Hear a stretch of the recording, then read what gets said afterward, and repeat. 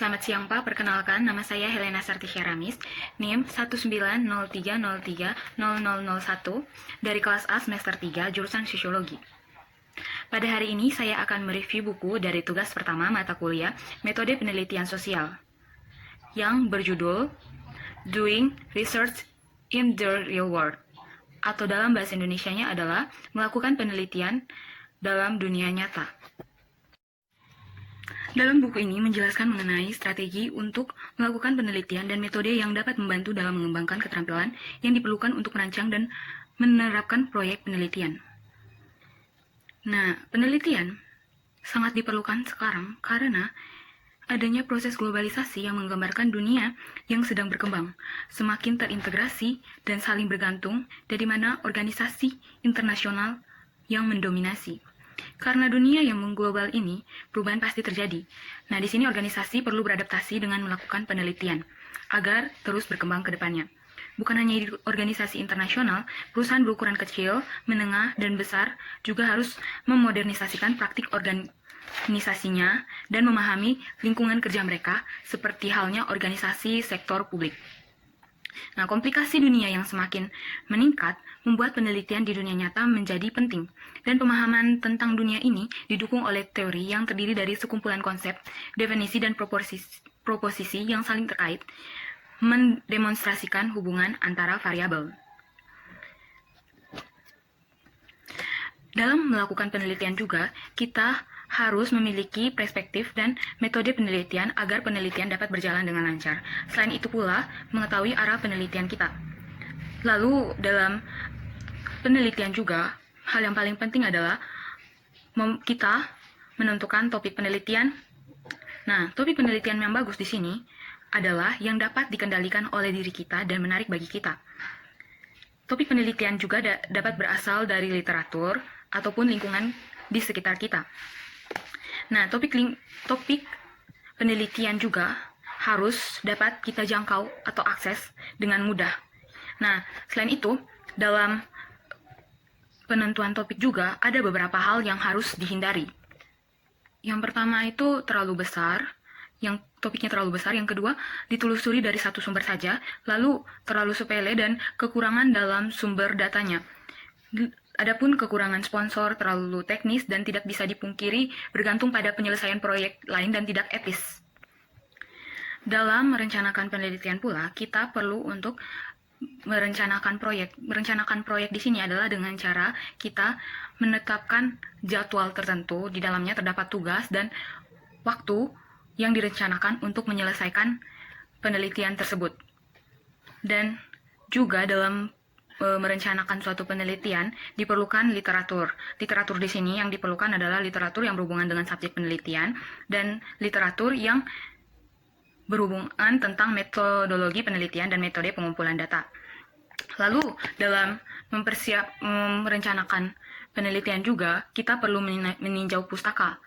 Nah, sebuah tinjauan pustaka yang komprehensif sangat penting karena memberikan pemahaman terkini tentang subjek dan signifikasinya dan struktur, mengidentifikasikan jenis metode penelitian yang telah digunakan, menginformasikan oleh pandangan dan penelitian para ahli di lapangan, membantu dalam perumusan topik penelitian, pertanyaan dan arahan, dan memberikan dasar untuk membandingkan temuan penelitian selanjutnya. Nah, dalam penulisan penelitian juga perlu menuliskan proposal proyek. Di sini terdapat dua proposal proyek, yaitu proposal organisasi yang dituliskan untuk mendapatkan dana untuk suatu proyek atau setidaknya untuk mendapatkan dukungan dan komitmen dari sponsor proyek. Dan yang kedua adalah proposal akademik, rencana untuk melakukan penelitian sebagai bagian dari akademik program studi. Dan dalam penelitian juga kita memerlukan etika penelitian. Nah, sebagai seorang peneliti, ia harus mempertahankan etika sehingga orang yang menjadi subjek penelitiannya merasa nyaman dan tidak terkesan dipaksa untuk melakukan penelitian dan dapat direplikasikan oleh peneliti asli atau oleh orang lain. Untuk melakukan sebuah penelitian, dalam sebuah penelitian kita memerlukan untuk melakukan survei. Nah, apa itu survei? Menurut Samsworth 1999, survei adalah deskripsi yang terinci dan terkuantifikasi dari populasi, peta yang tepat atau pengukuran potensi yang tepat. Survei di sini melibatkan sistem pengumpulan data, apakah melalui wawancara, kuesioner, ataupun metode observasi. Dalam penelitian juga terdapat studi kasus. Studi kasus di sini digunakan untuk menghasilkan atau menguji hipotesis. Lalu, selain terdapat studi kasus, di dalam penelitian juga diperlukan evaluasi. Evaluasi di sini melibatkan pengumpulan data sistematis tentang karakteristik pro tata bahasa produk, kebijakan atau layanan. Sebagai bagian dari proses evaluasi akan sering dilakukan untuk memperbaiki sesuatu yang perlu diubah, dan prosedur yang paling memungkinkan dilakukan tentang perubahan ini adalah apakah ada bukti bahwa perubahan telah terjadi dalam proses evaluasi ini. Nah, fokus evaluasi terdapat dalam 4 level. Level pertama yaitu reaksi. Di sini ia mengevaluasi reaksi peserta pelatihan terhadap program, biasanya menggunakan kuesioner. Lalu yang kedua, level kedua yaitu pembelajaran, di mana mengukur pengetahuan, keterampilan, dan sikap yang ditampilkan dari program dan yang ditetapkan sebagai tujuan penelitian. Level ketiga yaitu perilaku, di mana mengukur aspek kinerja yang ditingkatkan dengan tujuan penelitian. Yang keempat yaitu hasil, menghubungkan hasil penelitian dengan tujuan organisasi dan kinerja efektivitas lainnya. Kita pasti sudah mengetahui bahwa dalam melakukan suatu penelitian, kita memerlukan metode pengumpulan data. Di sini terdapat pengumpulan data primer melalui wawancara, lalu ada pengumpulan data primer melalui pengamatan, dan pengumpulan data primer dengan tindakan tidak mencolok. Lalu bagian selanjutnya dari penelitian yaitu adalah bagian analisis dan penulisan laporan. Dalam sebuah penelitian, kita dapat mengumpulkan dan menganalisis data melalui dua cara, yaitu mengumpulkan dan menganalisis data kualitatif dan mengumpulkan dan menganalisis data kuantitatif. Dalam mengumpulkan dan menganalisis data secara kuantitatif, di sana kita menggunakan statistik. Pemilihan uji statistik harus dilakukan pada tahap baseline penelitian dan bukan sebagai renungan. Data dapat diklasifikasikan ke dalam data kategorik yang meliputi nominal dan ordinal, dan data yang dapat dikuantifikasi yang meliputi interval dan rasio. Jenis data yang dihasilkan oleh studi akan menentukan jenis analisis melalui penggunaan diagram lingkaran, diagram batang, histogram, atau melalui penggunaan statistik deskriptif. Fokus terakhir pada tema seperti distribusi data dan penyebarannya. Statistik inferensial digunakan untuk menarik kesimpulan dari data dan melibatkan spesifikasi hipotesis dan pemilihan uji statistik yang sesuai.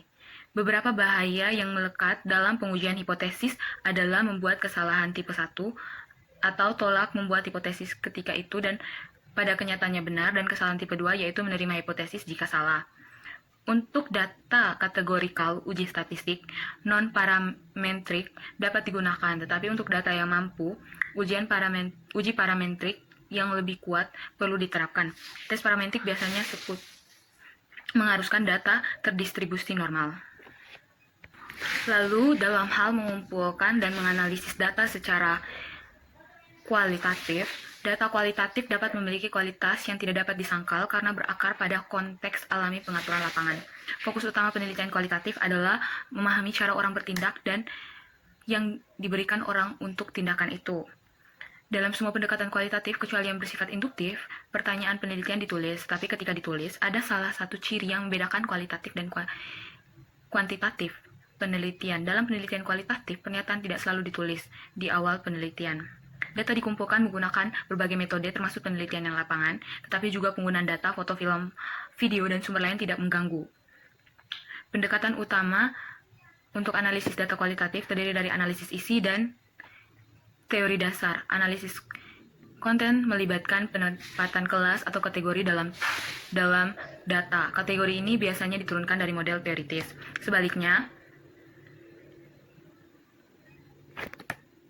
Sebaliknya, teori dasar menggunakan proses pengkodean terbuka, aksial, dan selektif untuk mengembangkan kategori egories dan teori secara induktif dari data.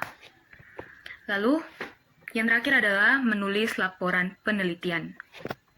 Dalam hal ini adalah penelitian tindakan. Penelitian tindakan digunakan untuk mengatasi masalah dunia nyata dengan penelitian menjadi terlibat aktif dalam proses penelitian sebagai agen perubahan.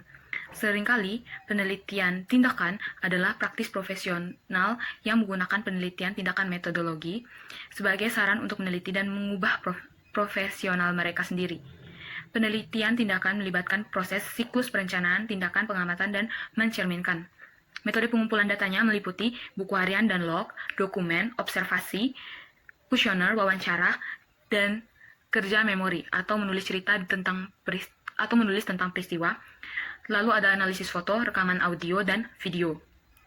Data yang dikumpulkan melalui penelitian tindakan dapat divalidasi melalui pengumpulan pandangan kolega kritis, penasihat, atau mentor atau sesama penelitian tindakan. Adapun riset tindakan harus menghindari mentalitas smash and grab, prinsip etika yang harus ditaati, termasuk akses negosiasi dan janji kerahasiaan, menjamin hak peserta untuk menarik diri, dan memeriksa untuk melihat apakah peserta setuju dengan interpretasi yang muncul dari penelitian. Salah satu kekurangan dari penelitian tindakan adalah seringkali dibutuhkan banyak waktu sumber daya untuk diselesaikan. Sekian video dari saya. Terima kasih.